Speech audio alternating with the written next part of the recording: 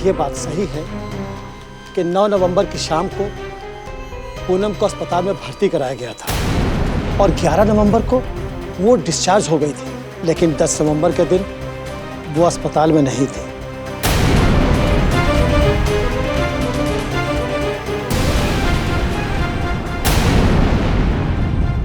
वो गायब हो गई थी।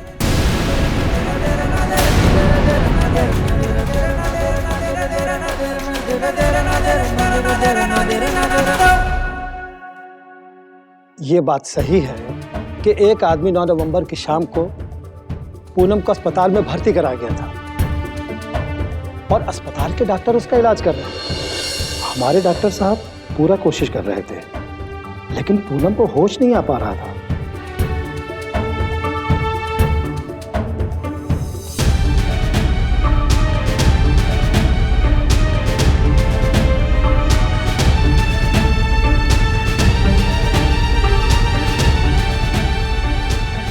हम लोग पूरा रात पूनम का ध्यान रखे थे, लेकिन दूसरे दिन यानी 10 नवंबर की सुबह 4:30 बजे हम लोगों का कुछ देर के लिए आंख लग गया और पता नहीं कैसे पूनम बेहोशी की हालत में ही उठ गई।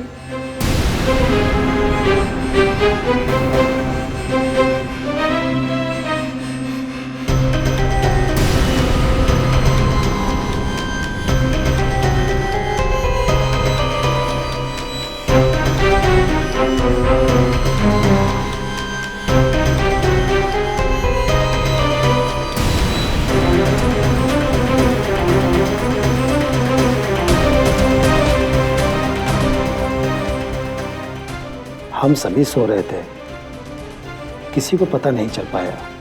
डॉक्टर लोग ऐसा कहते हैं कि पूनम बेहोशी की हालत में नींद की अवस्था में ही उठकर बाहर चली गई। बेहोशी की हालत में पूनम नींद में उठकर चली गई, मतलब? जी हाँ, ये सच है। डॉक्टर लोग आपस में बात कर रहे थे। पूनम बेहोश थी, वो कुछ अंग्रेजी में कह रहे थे, वो क्या नाम ले रहे थे वो? Subconscious mind. हाँ, उसी अवस्था में बेहोशी हालत में नींद में वो बाहर चली गई थी। पूनम ऐसे उठ करके चली गई और आप लोग पुलिस को इन्फॉर्म नहीं किए?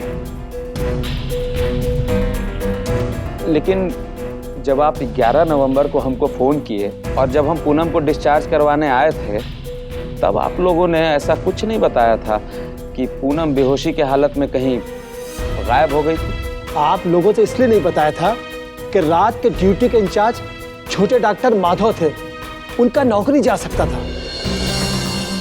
पूनम के बेहोशी की हालत में चले जाने के कुछ देर बाद हमें इस बारे में पता चला। हमने पूनम को खोजने का बहुत कोशिश किया, लेकिन पूनम को कहीं कुछ पता नहीं चला। छोटे डॉक्टर साहब का नौकरी जा सकता था। एक बेहोश पड़ी पेशेंट अस्पताल से गायब हो गई थी, लेकिन माधव जी की किस्मत अच्छी थी। उसी रात जब हम और माधव जी रात की शिफ्ट के लिए घर से अस्पताल आ रहे थे, तब पूनम वापस हमें नजर आई।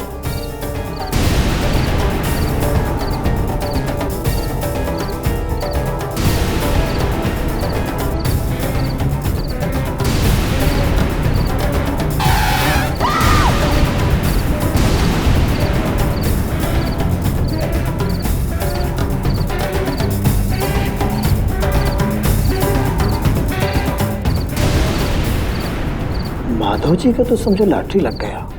सुबह पूनम गायब हुई थी और रात होने तक पूनम वापस मिल भी गई। फिर हमने इस बात को दबा दिया कि पूनम अस्पताल से गायब हुई थी। ये बात बस हम कुछ लोगों को ही पता था। हमें अपने छोटे डॉक्टर साहब की नौकरी को बचाना था। पूनम को हम जानते भी तो नहीं थे। वो बेहोश हालत में अस्पताल आई थी और बेहोशी की हालत में ही बाहर चली गई थी। अरे हम तो उसका नाम भी नहीं जानते थे।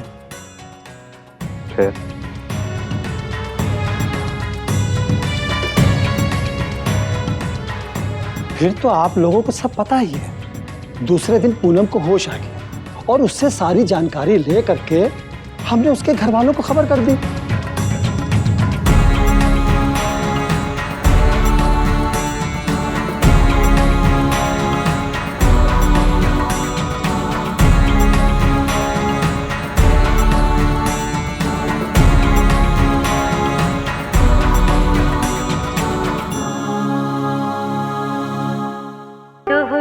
दर्शन के महिमा अपार हो गंगे मैया, हे गंगे मैया।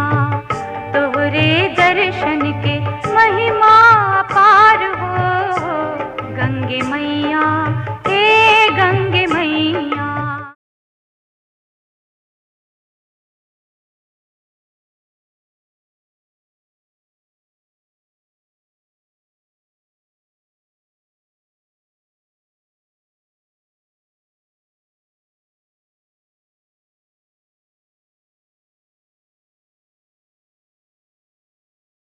भाग्य विधाता, भाग्य विधाता। हम नींद में उठकर चले गए थे। अब सवाल ये उठता है कि 10 नवंबर को पूरा एक दिन तुम गई कहाँ थी?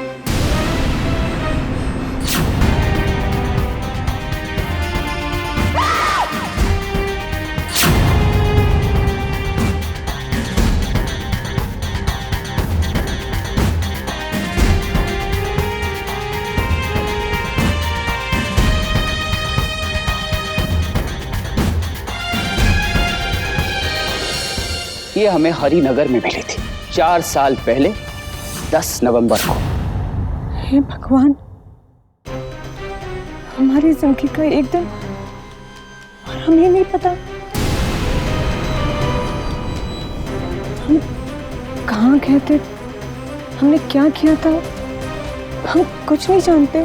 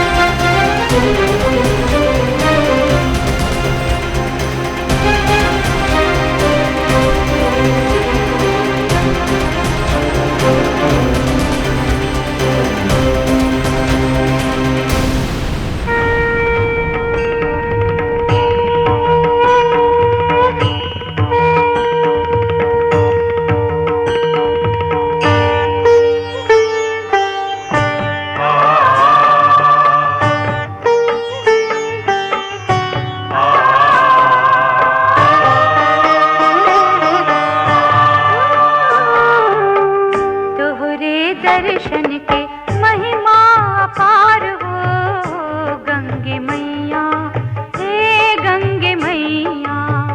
तोहरे दर्शन के महिमा अपार हो गंगे मैया, हे गंगे मैया।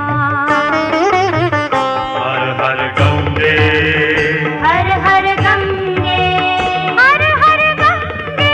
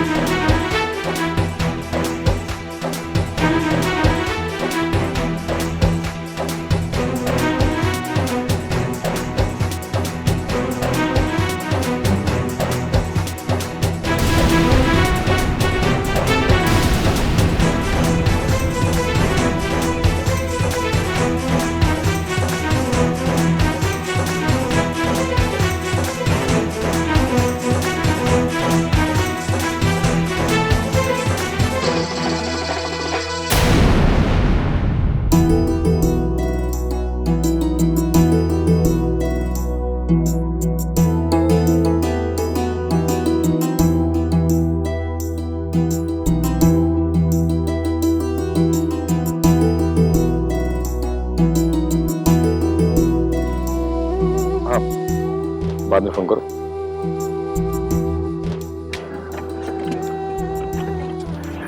एक मिनट आराम से जाइए। अभी तो रुको, हम चाचा जी लेके चलते हैं।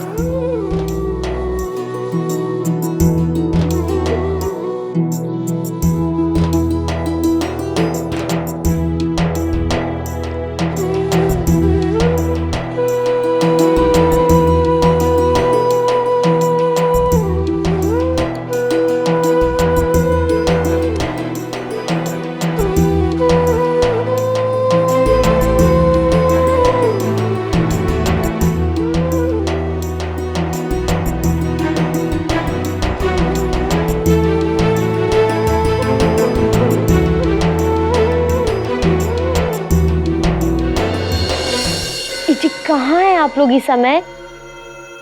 लक्ष्मण झूला पे। तो फिर देरी काहे का है? अच्छा मौका देखकर वहीं से वो बिंदिया को नीचे धक्का दे दीजिए।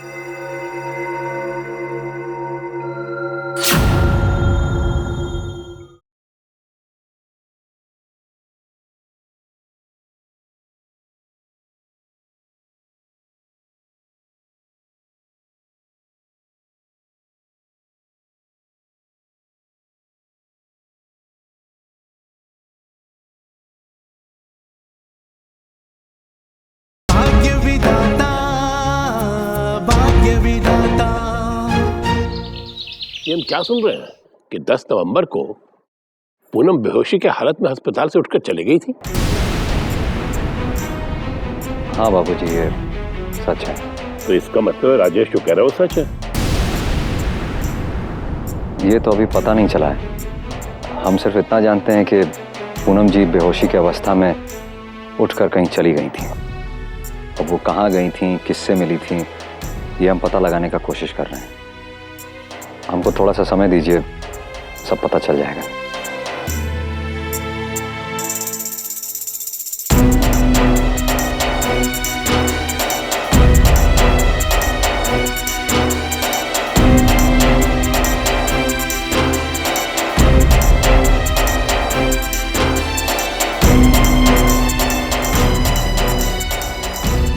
हे भगवान, अब तो ये साबित भी हो गया है कि पूरी पागल है।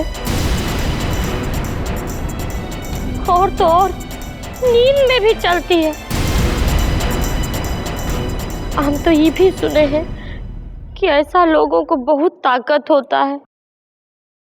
बाप रे बाप, अब हमको तो इससे डर ही लगता रहेगा कि सच में चल रही है कि नींद में चल रही है। कहीं रात में किसी का गला उला दबा दी तब? हे भगवान, हमारे ही घर में सारे नमूने क्यों भेज रहे हो? का दुल्हन, हम का किए हैं? हमका काहे कोस रही हो? बे चाची, हर बार हम अरे हम पूनम को नमूना कह रहे हैं। हाँ फिर ठीक है।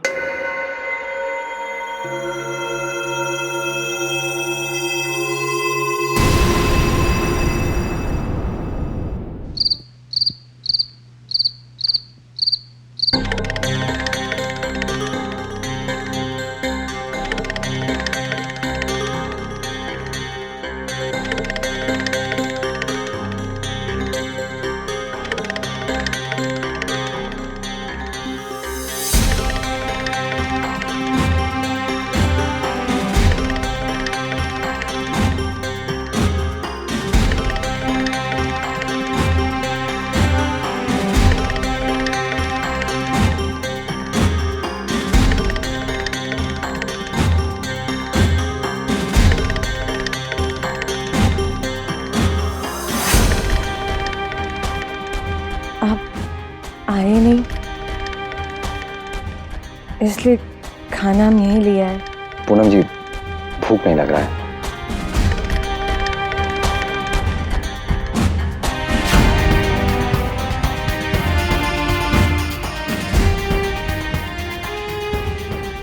अच्छा एक काम कीजिए ना, दिवाली का पेड़किया रखा होगा, वही है।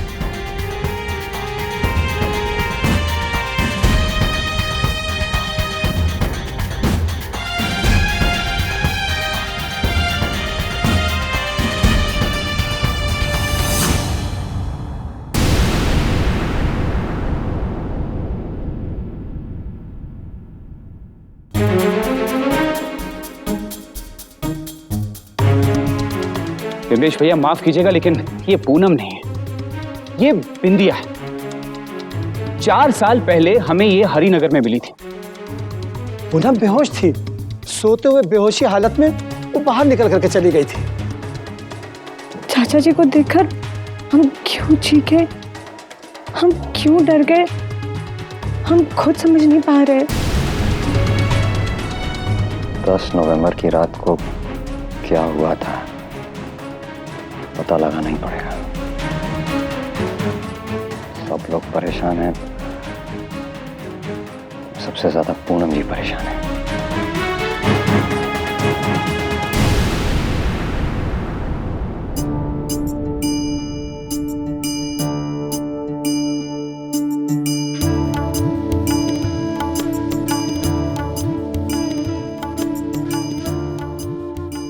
एक काम कीजिए ना, इसको वहाँ टेबल पर रख दीजिए।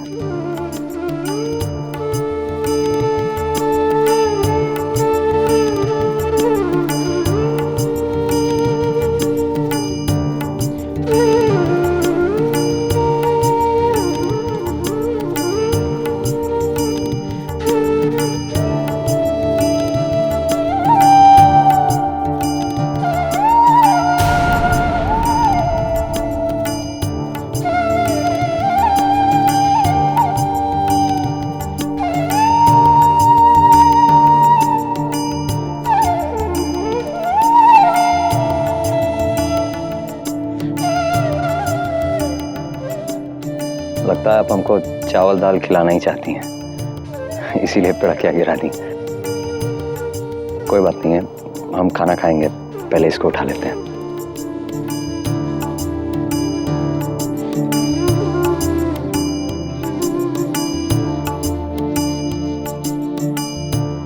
हम बहुत परेशान हैं, समझ में नहीं आ रहा कि हम क्या करें।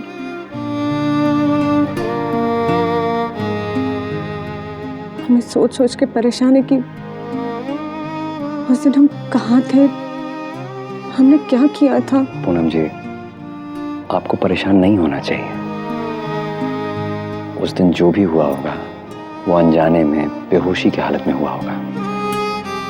उसमें सही गलत का कोई सवाल नहीं है। लेकिन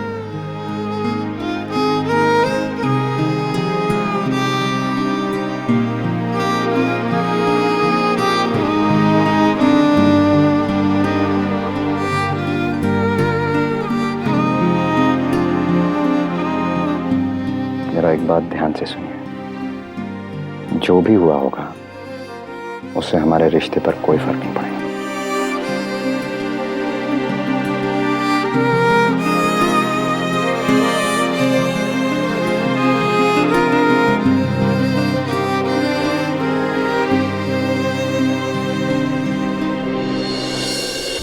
भक्तजनों, इस घाट को हरिद्वार का पावन हर की पौड़ी घाट कहते हैं। जब स्वर्ग से अमृत की वर्षा हुई तब अमृत के कुछ अंश इसी पावन धरती पर गिरे थे। इसलिए तब से गंगा जी के किनारे बसा ये हमारा पवित्र तीर्थ और घाट है। यहाँ गंगा स्नान करने से मनुष्य को मोक्ष की प्राप्ति होती है, पाप और रोग का नाश होता है और सभी प्रकार के कष्ट दूर होते हैं।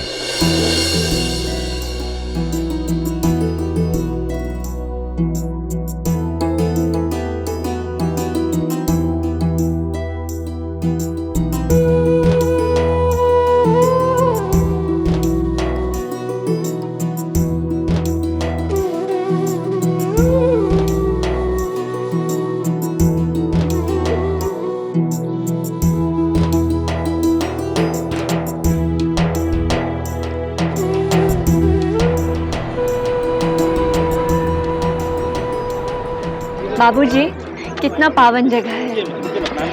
ऐसा मनोरम जगह पर आकर तो सब दुख तकलीफ अपने आप ही दूर हो जाता है। जानते हैं बाबूजी, वो जो पुजारी चाचा का आश्रम जो था ना, वहाँ जो लोग थे वो सब यही कह रहे थे कि आपके बाबूजी एकदम ठीक हो जाएंगे।